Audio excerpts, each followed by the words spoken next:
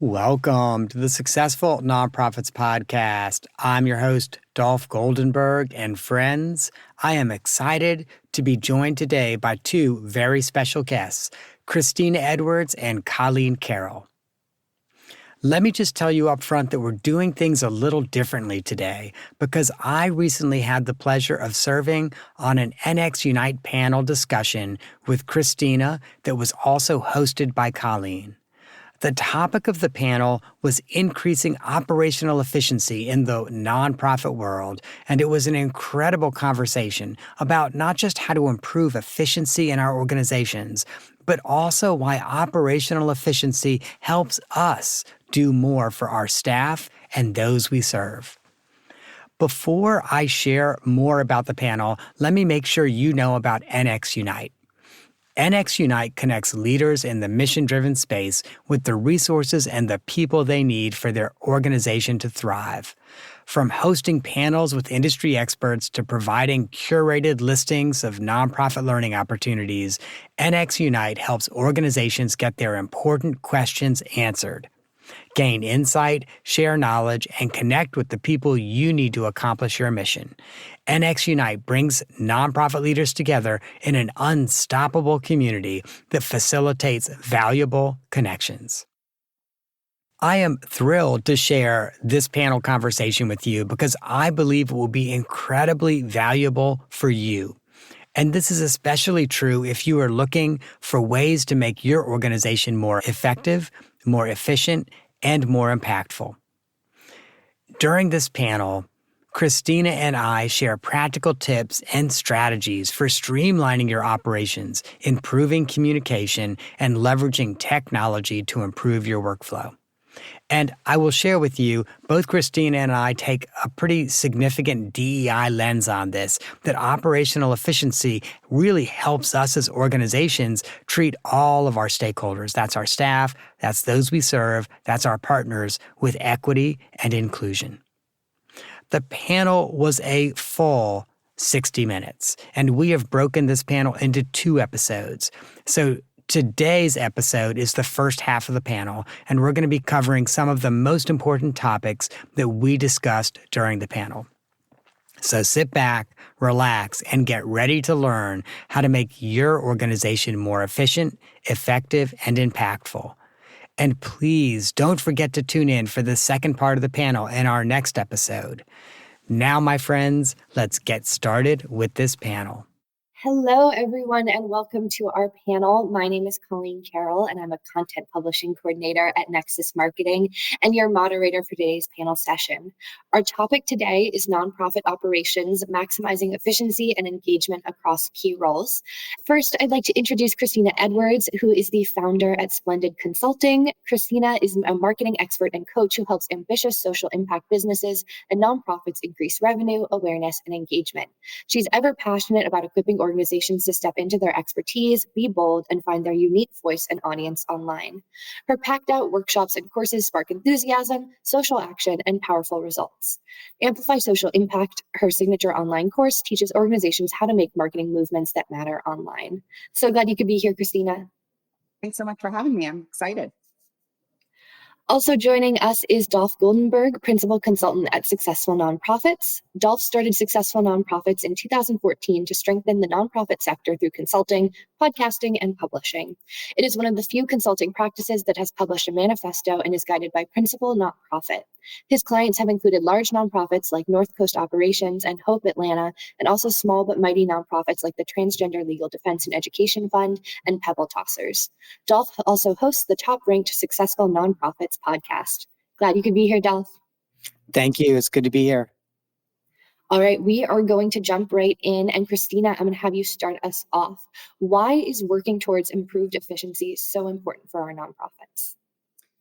The first thing that comes to mind when I hear that is it is how we combat burnout and churn. So when your organization has is basically internal structures aren't efficient, we see a lot of employee churn, contractor, volunteer churn, and then ultimately you might even see donor churn, right? Because through that, like the effect of that is that those donors aren't being stewarded, they're not being nurtured, and they're falling off. Like they become the one and done donor. So efficiency is so important because it really helps like keep the house together. Definitely. Thank you so much for starting us off. Dolph, I'm going to have you continue with the same question. Why is talking about efficiency so important? So, Christina, I really appreciate your answer, and our two answers are going to dovetail together so nicely. So, in my work with nonprofits, and I hear organizations say this all the time, I hear them say, we can't afford. For example, we can't afford to pay equitable wages. And I always talk about this. Equitable wages are different from competitive wages. They're often more than competitive wages in the nonprofit sector. But I often have organizations say, we can't afford to pay equitable wages. We can't afford to expand this program. We can't afford to reach a new constituency or a new audience. And what I have found is that when we really focus on efficiency and figure out how we can drill down, suddenly we find the money to provide the benefits that we should be providing so that we're taking care of our talent, our team, our staff today. And frankly, we're taking care of them tomorrow, which means, they can retire one day. It means that we can expand our programs. We can serve more people. And at the end of the day, as organizations, that's what we're about. And so let's drill down on efficiency. Let's find ways that we can squeeze more, not so that we can cause people to be even more tired and cause people to be even more burned out, but so that we can actually support the individuals who work with us and for us. Wonderful. We are off to a good start. I'm glad we all agree efficiency is important, as that is what we are talking about today. So it'd be a little awkward if we didn't feel that way. Dolph, I'll have you start us off with this next question. In your experience, what are some ways for nonprofits to get easy wins at maximizing efficiency? Or kind of what are small changes that could make their strategy or practices all that more impactful?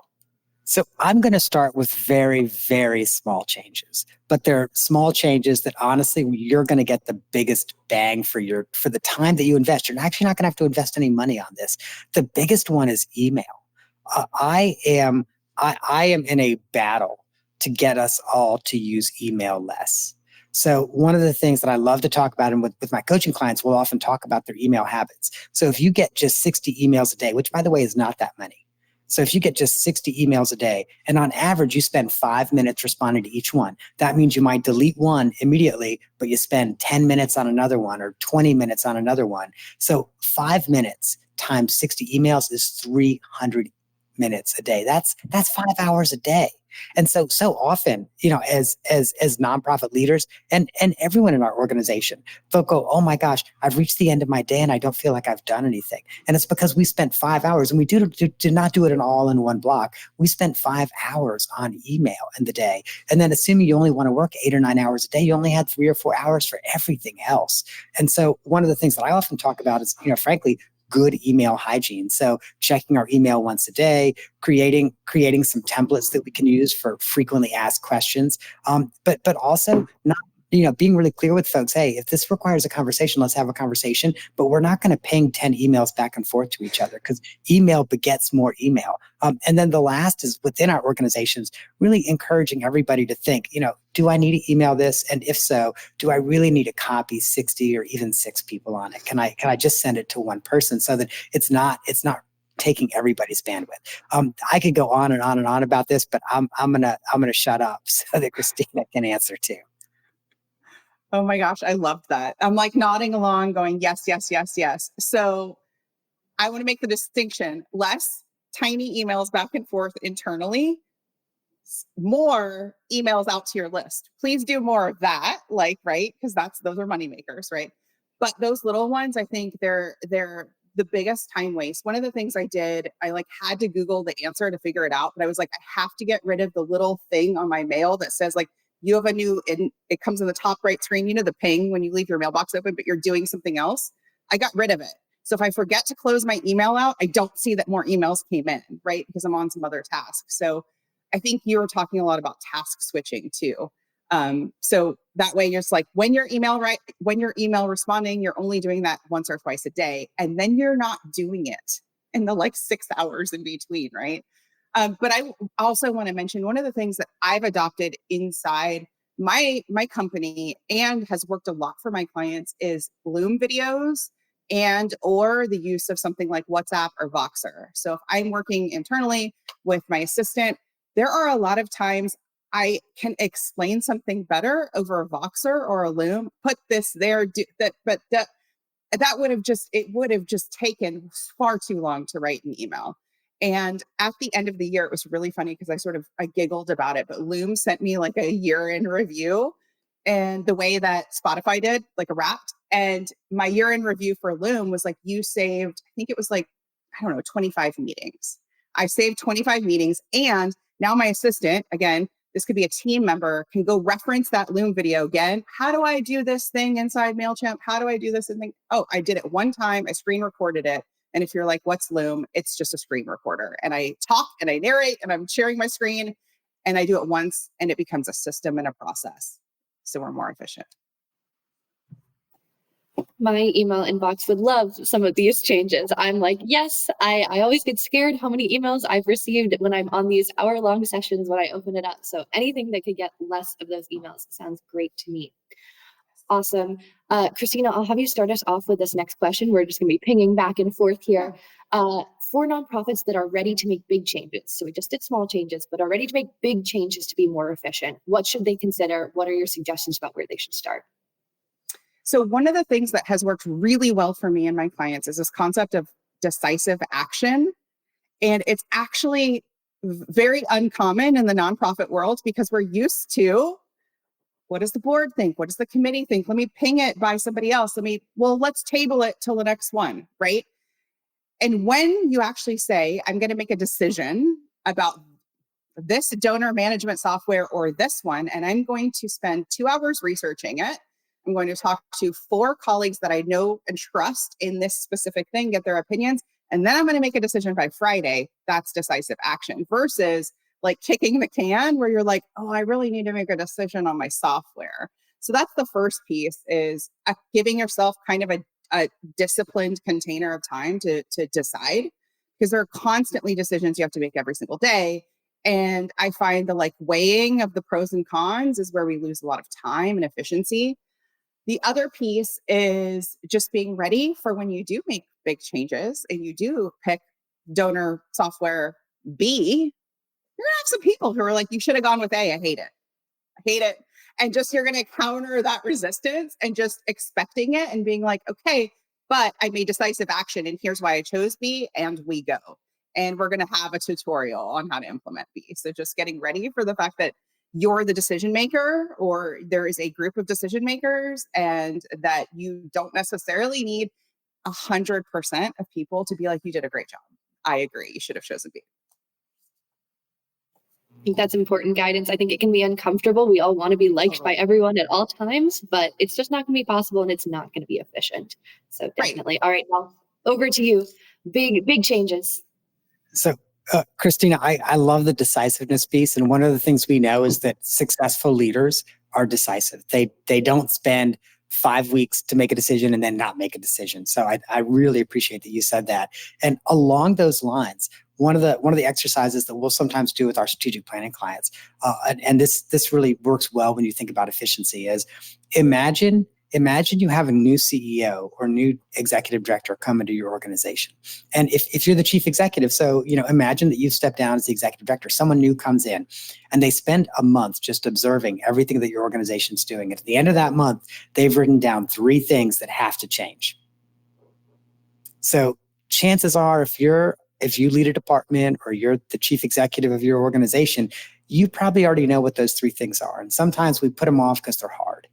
Or sometimes we put them off because, it's going to make someone unhappy. It might be a senior leadership team member. It might be a board member. It might be a constituency that you serve, but you put them off. And so I would really ask that you think about, what are those 3 things that if someone else came in after 1 month, they would go, I might not be able to change this right away, but this has to change sometime in the next 3 to 12 months.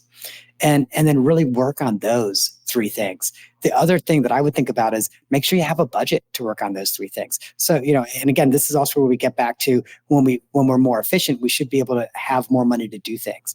But so don't try to do something big without a budget.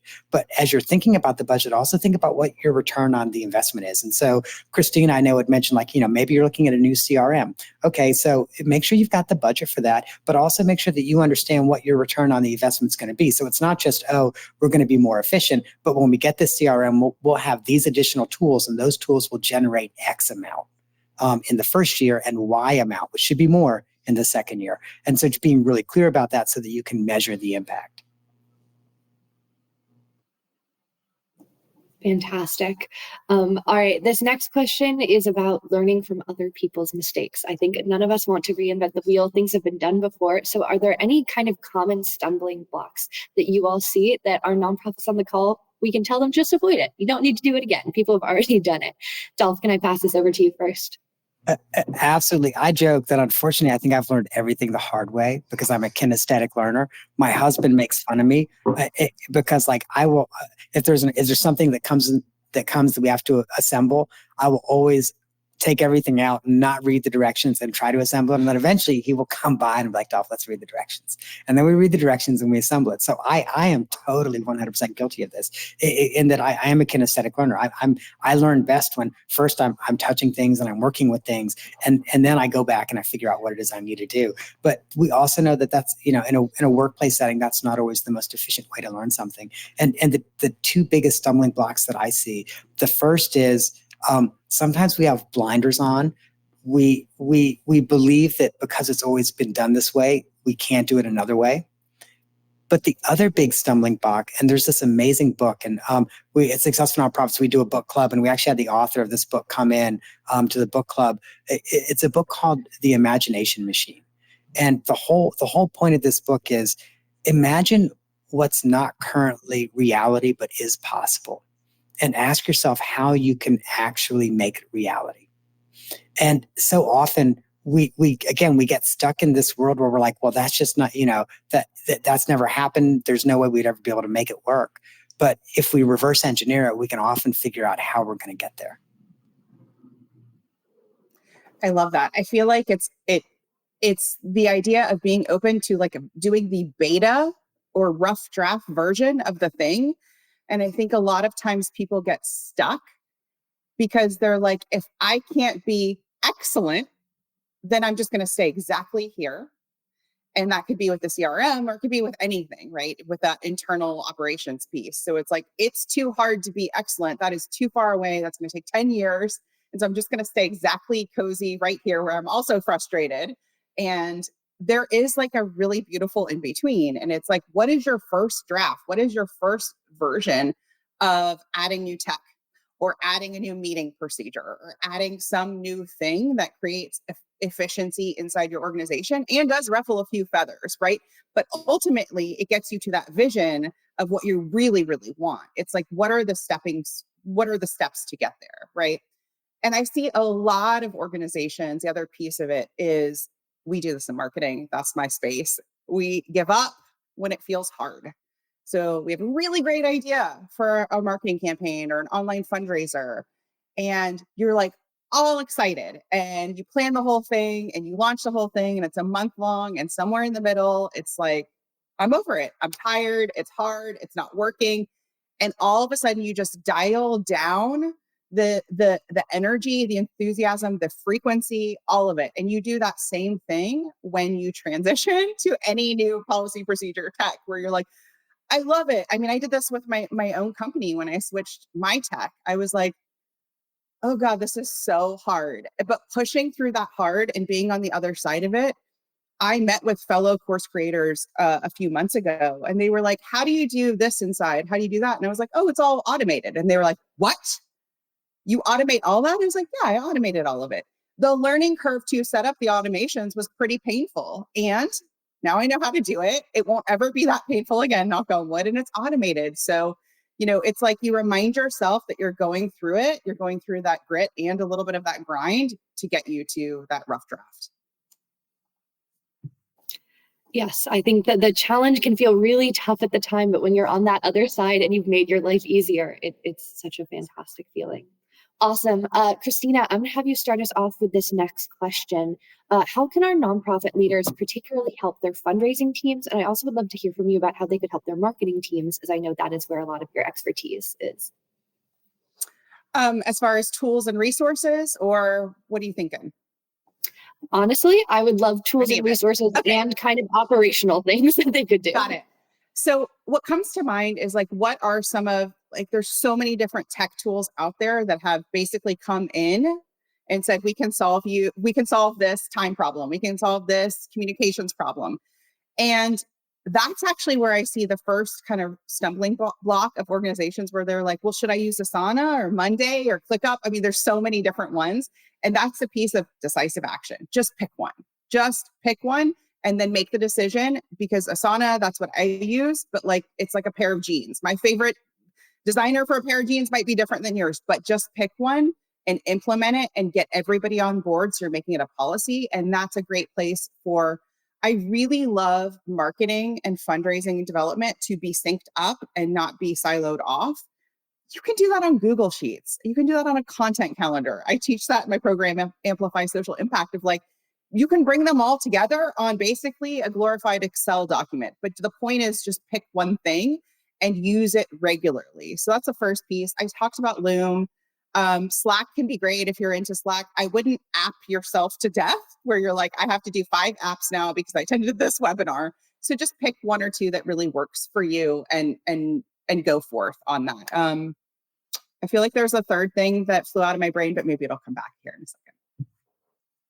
You can always jump back in. We can return back to this topic. All right, Dolph, over to you. How can our nonprofit leaders really help their fundraising teams? So I'm going to go old school here because I'm actually not going to talk about technology when we talk about efficiency and fundraising.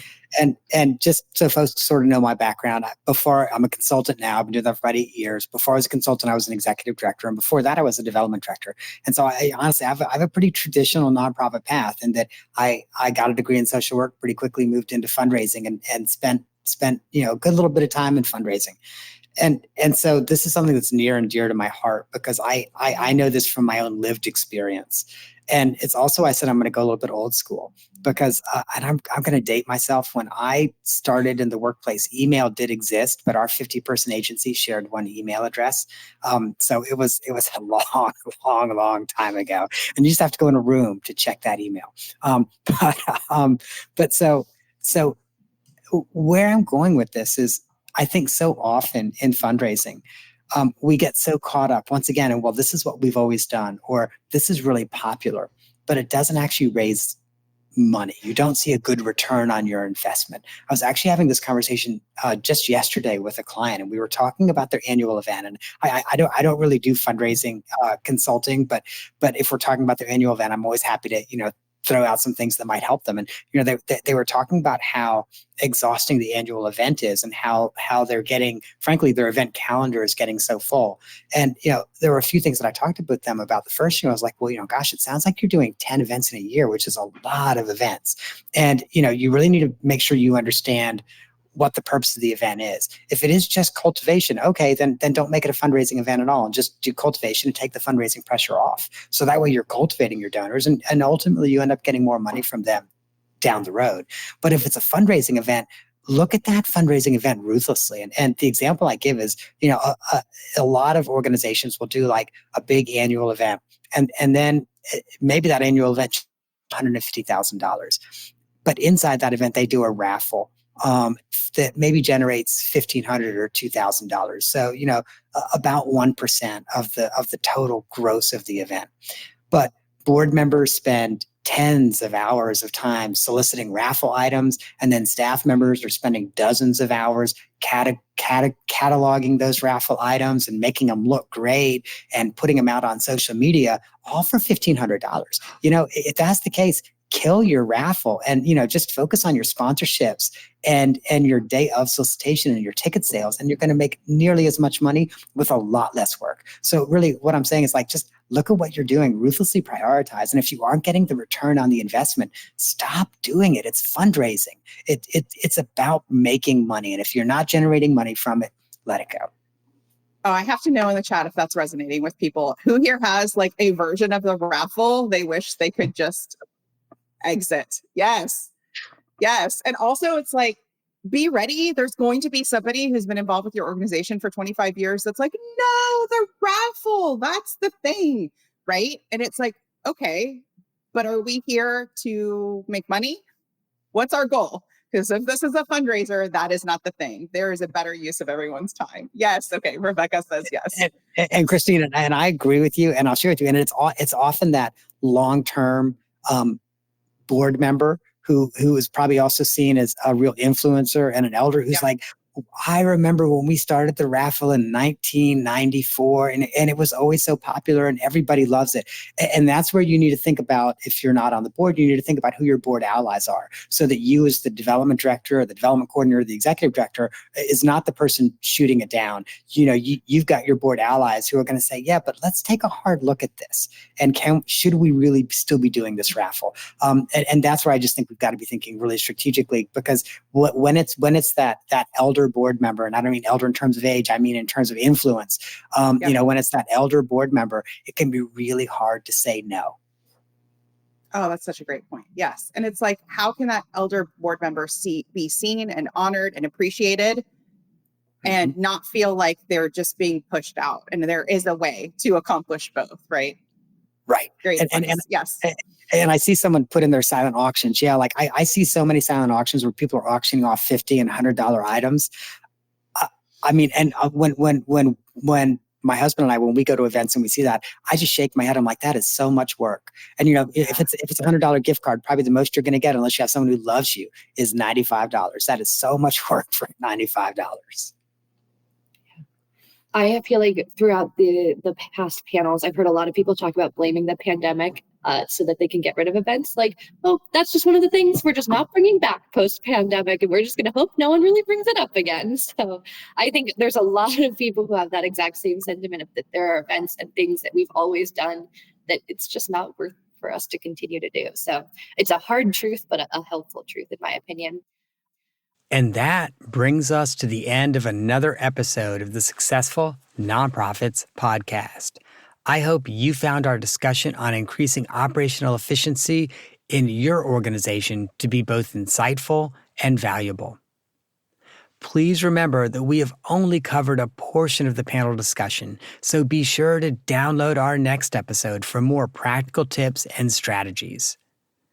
And before we go, I want to remind you that your feedback is incredibly important to us. If you enjoyed this episode, please take a moment to rate, review, and share the podcast with your friends and your colleagues. Your support helps us reach more nonprofit professionals and makes a greater impact in the world. And as always, be sure to visit our website, successfulnonprofits.com, where you'll find a wealth of resources and tools that will help you on your journey in the nonprofit sector. That, my friends, is our show for the week. I hope you have gained some insight to help your nonprofit thrive. And the lawyers make me say it, I'm not an accountant nor an attorney, and neither I nor the Goldenberg Group provide tax, legal, or accounting advice. This podcast is for informational purposes only and should not be relied on for tax, legal, or accounting advice. If that is what you need, please find a licensed, qualified professional in your area and get the counsel that you need.